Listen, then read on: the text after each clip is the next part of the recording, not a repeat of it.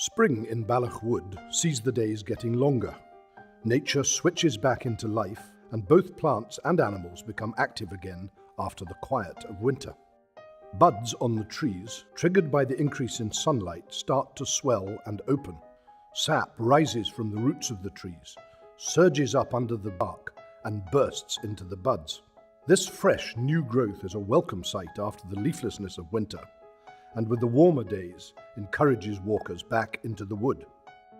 As visitors enter the wood, they are greeted with a heavy scent of the hawthorn blossom lining the path overlooking Creetown.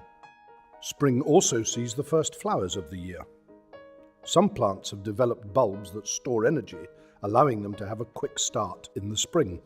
The wood anemone flowers from March to May, taking advantage of the early spring sun before the woodland canopy blocks out the light. The primrose is a welcome sight with its cheerful yellow flowers and is abundant along the banks of the burn. In May, the woodland floor at Balloch is carpeted with bluebells, creating a wonderful spectacle for visitors. The bulbs were once a popular source of glue for bookbinding, and their toxicity may be the origin of the superstitious belief that anyone who wanders into a ring of bluebells will fall under fairy enchantment and soon afterwards die. The ponds in spring are teeming with life and colour. The gorse is in full bloom, filling the air with its coconut scent.